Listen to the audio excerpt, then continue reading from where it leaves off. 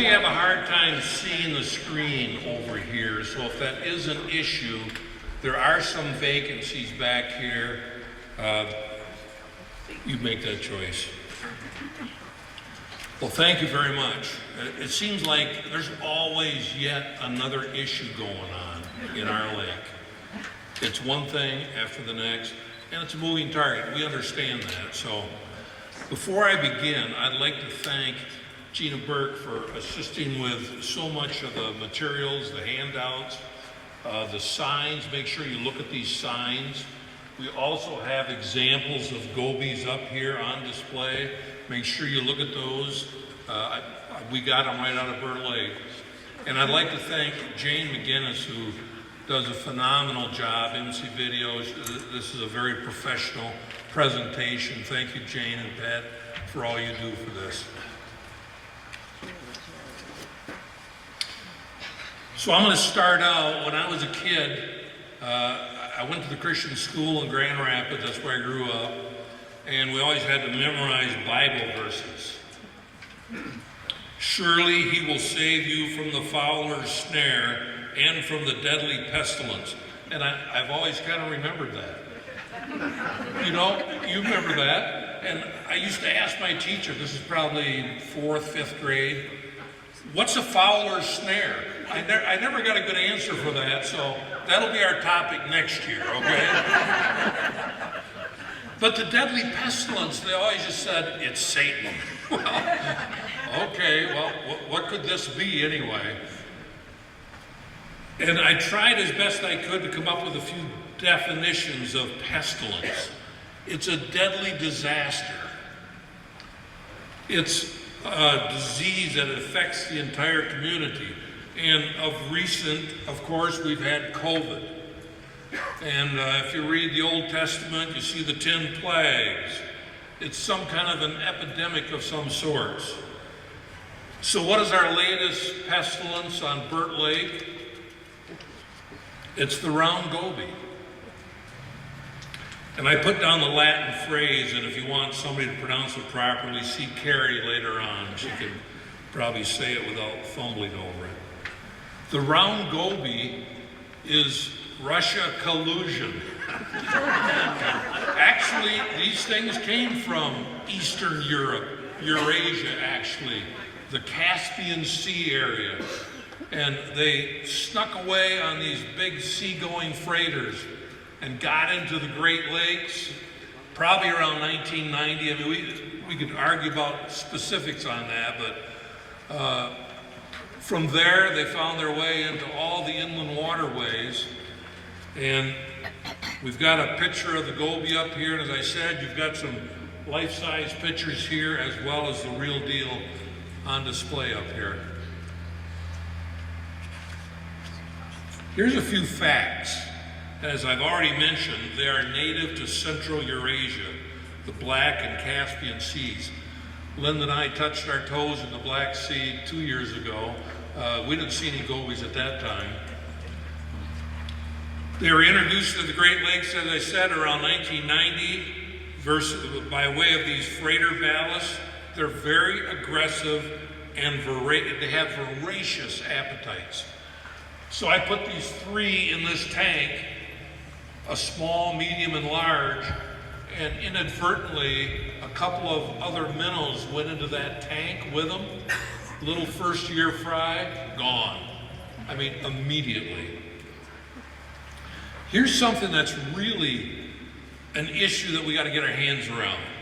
They reproduce very quickly.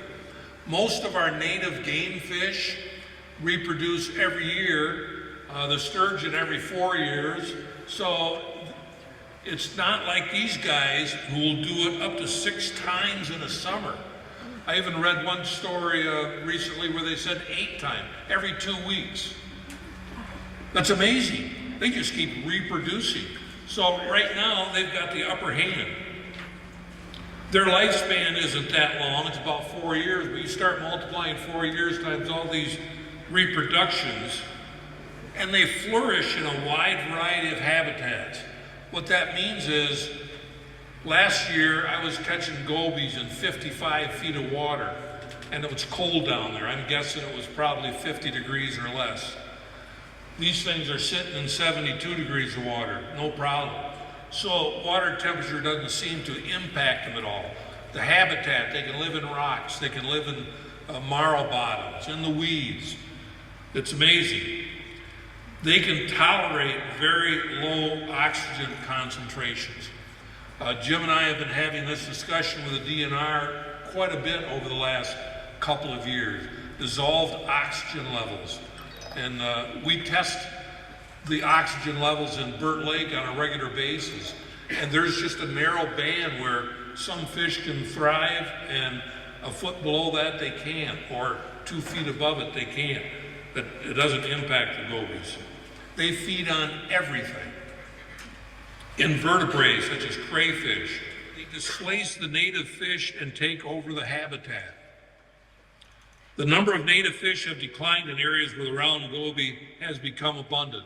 And I know fishermen are always complaining, but by a show of hands, how many of you think that the fishing out in Burt Lake today is far better than it was 5 years ago? Oh, I think we've got a new data point to share with the DNR. The answer is 0. And this is one of the possible culprits. Densities in some lakes are as many as 20 gobies per square yard. So just think about a square yard. You can envision that. Just look at the table in front of you and imagine 20 gobies. I've got 3 in this tank, so that's not much of a stretch at all. So I put together a little math, and this is not valid scientific, and I'm sure the DNR would have some fits about this. We don't know how many gobies are in Burt Lake, but if you use this scale, there are 4,840 square yards in an acre. If you've got 20 gobies times 4,840 square yards, that's about 100,000 per acre. We have 17,000 acres in Burt Lake. That means there could be 17 billion gobies. Now, I don't think there are. I'm not asserting that. John, I don't know if anybody's ever brought that up to you, but there's a lot of them out there. There's more gobies than there are walleye. So, and I'll come back to this point. The scale is tipped in the wrong direction right now. At some point in nature, over time, that scale will be tipped in the proper direction, and the game fish are going to get huge and voluminous out here because there's so much food. But right now, the gobies have the upper hand.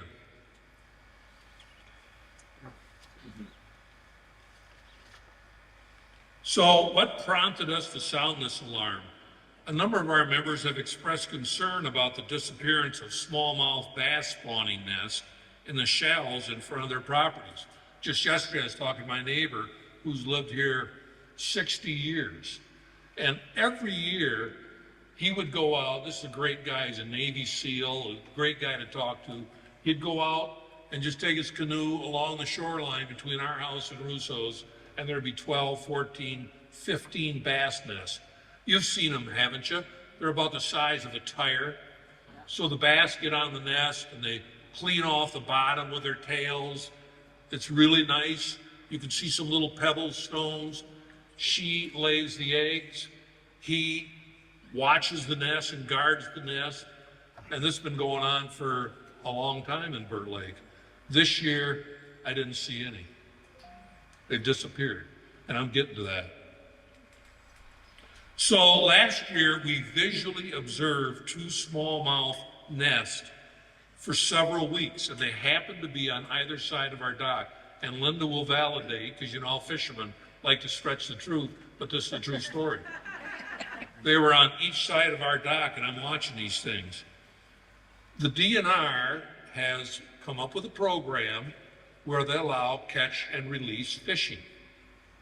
All right, and they presented that to one of our meetings 8 years ago, and there's a lot of promotion about this and how good it is for the economy and for the fishery. Well, Jim and I raised some pretty serious questions about that. And sure enough, the anglers began fishing for smallmouth bass this spring and every spring before spawning even begins. So I was watching these nests, and this is what happens. And we're going to take a look at a little video right here. So this is underwater footage from the bay in Green Bay, Wisconsin, and it's courtesy of Illinois Outdoor TV and the author.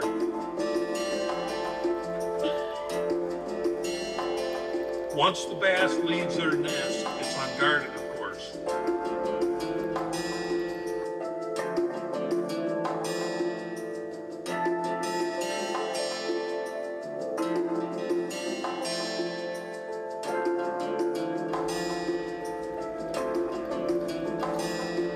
You could see the gobies picking off the eggs on this nest. Within about 2 minutes, it's annihilated.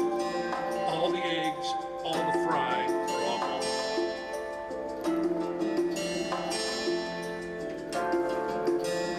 Now this says more than a half a dozen gobies. The ones we observed, there was actually 30 roughly. We tried to count as best we could.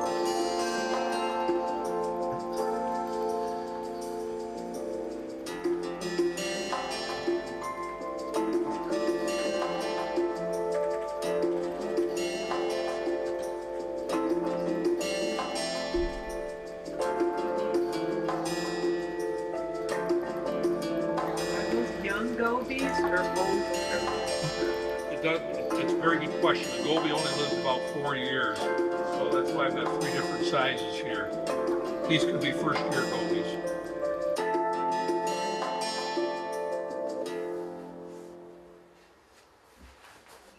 If you want a little more information on that, we had a nice article in our previous newsletter, and we've got copies, and Gina has extra copies. They're on your table. Also, Matt's, who has joined in with us, has written a nice newsletter article about the same thing. Yeah, that's the one that's on the table. And that's on the table as well, so you can get far more information on this. As I said, nature will eventually balance the scales at some point. And it could be in our lifetime, it could be beyond our lifetime, but the native fish will get the upper hand. We're hoping. So we can do nothing and just wait. I don't like that option at all. Here's another option that I think would work, and we've got another video to support this. Move the season opener to the 3rd Saturday of June. So don't take these protecting bass off the nest. Move it to the 3rd of June, everybody can be happy. You can still have a bass season, you can still catch fish, no problem. Just let the little guys grow and maybe make it. This is what's being done on Lake St. Clair, and we're going to show you a video on that. It's a thriving bass population. The gobies are in check, as far as we know. I think we also need to end this catch and immediate release until after spawning. We don't allow it for any other type of fish. And I don't want to sidestep this whole conversation this morning. I think we have the same problem with walleye out here. Almost every fisherman I talk to, we used to be able to go out and get walleye when we wanted to on a reasonable basis. They're doing the same thing with the walleye. I don't know that for a fact. I'm not here to assert that yet, but it's a suspicion that I have, and we're going to continue to check that out too. And when John so graciously had us attend the Natural Resource Committee, I jokingly said, well, another remedy is let's plant 1 million walleye in Burt Lake. They'll take care of the problem for us. That was humor. So we have another video on what they've done in Lake St. Clair, and it's very much the same thing, except their season is 3 weeks later.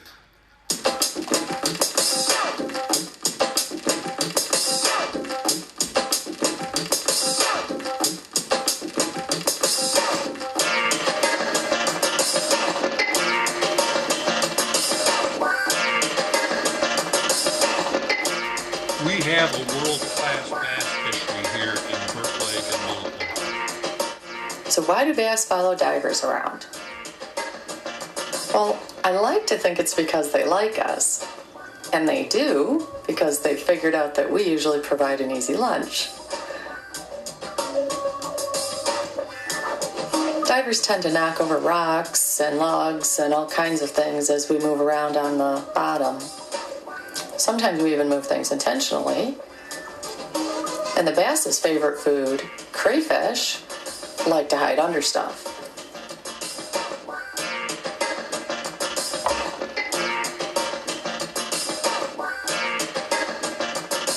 Some of our small native fish, like catfish and sculpin, they know better than to dart away.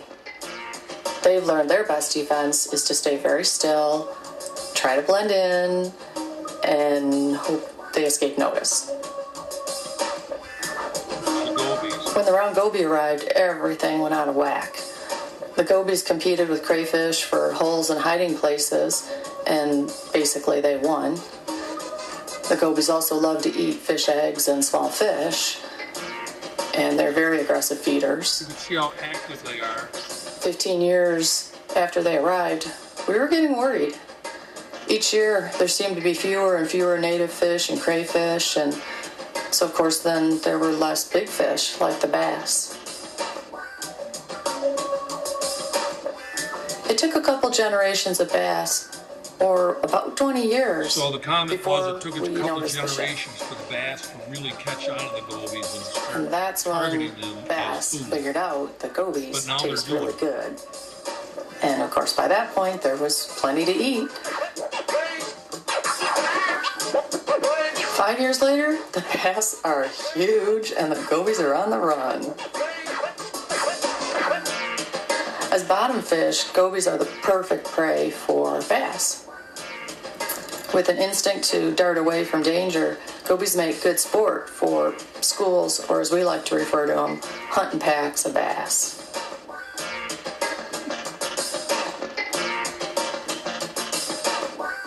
The gobies no longer have carte blanche. Instead, they're the daily special on the menu. The open season on gobies is paying off with record-breaking bass. I've heard that every day While they're our wrapping local that up, I fishermen want to toss back reiterate, fish we that also would be have Trophy the Mountain in other parts of the world-class country. bass fishery here in Burt Lake. In fact, I the can state believe it. record, I've dove with some really nice maybe yet bass in the this year, past but a few couple years. years ago was taken right here. Over a 10-pound smallmouth. Crayfish bass. are still a little That's a hard to foot loss. find, It's unbelievable. but we have seen quite a few pregnant females in the last few years, and that's a really good sign that they're making their slow comeback too. The round goby invasion has been a long and at times uncertain process. Here in the St. Clair bass River, have kept at least the for balance now, down there because it they are seems not the bass taking are helping off to their create a nets. new balance. And I get my own entourage on every dive. So that is certainly one of the remedies, and this is not just about bass, it's about all types of fishing here. I have no doubt, last fall I went out fishing for perch, 20 consecutive gobies before I got my first perch. And I see the same thing with walleyes. I don't know how walleyes have identified with the gobies yet. I do know Jim and I were out on Lake Huron a couple years ago and pulled up a lake trout, and as soon as we got it on the boat, he regurgitated, I think, 10 gobies. I don't know where you are, Jim. You remember that, though? I remember. You remember? Okay. It was crazy. We'll have the same thing here. It's a matter of time. So what is BLPA doing? First of all, we're creating an awareness. And the longest journey starts with the first step. And maybe this is the first step, much like the loon thing could be the first step. But at least let's start the program. We've had several meetings with the DNR biologists. Jim says we're busy all year long. We had a busy winter and spring, didn't we, Jim? We drove down to Gaylord and met with our lake biologist. We met with our lake manager from the DNR Northern Huron Lake Management Division. We've met with the Natural Resource Commission, thanks to this great support from John Walters, which we deeply appreciate. We've made a presentation to the DNR Warm Water Committee. Now, this is a group of interested biologists and other functional people at the DNR, along with some outsiders. Jim and I drove down to Lansing to have this meeting. John was down there in support as well, thank you. And we presented this. At this point, their comment is, we have no data. The DNR is data driven. I get that. Well, here is some data, and at least it's a starting point. And by your consensus vote, I think we have another data point that fishing's not what it used to be. We did a presentation to the Natural Resource Commission. We've got collaboration, which is just heartwarming. This is not just us or a few people complaining about it. Black Lake is involved in this. Mullet Lake, Crooked, Pickerel, Skagamon, Torch, Elk, the Waterfront Alliance, and now we've got a few more that are going to be joining in. They share the same concern. You cannot take a bass off their nest, allow the gobies to come in, eat all the eggs, and think that this is good for the environment. How can it be? This is common sense. I don't need any data on that. So we're going to continue to push that, though, and try to find out more information, get more data.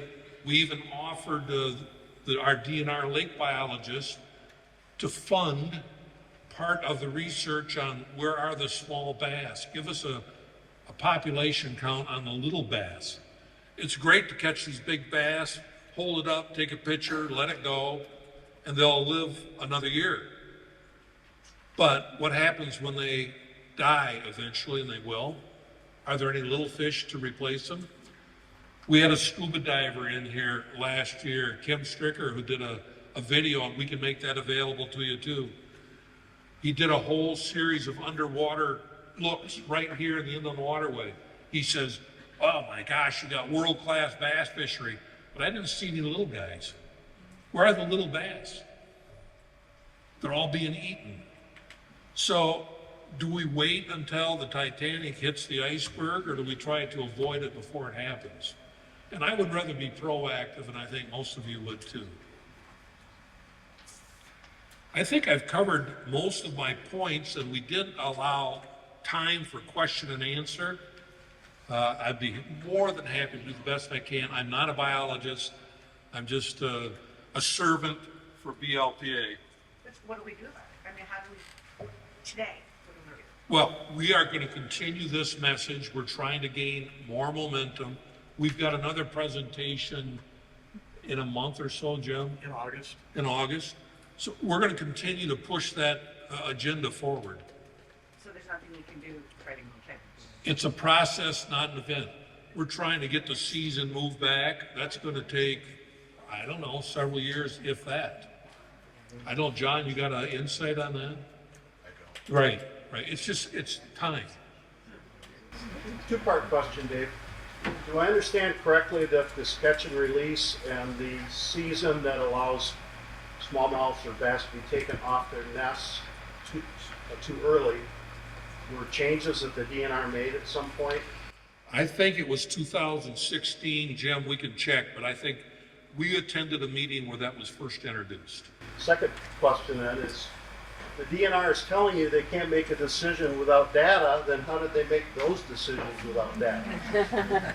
There's a great question, and we will be asking that. Gina, make sure that's They made those decisions, and now they're telling you don't have any data, but yet we can't make a decision. They're talking on both sides of their mouths. Yeah.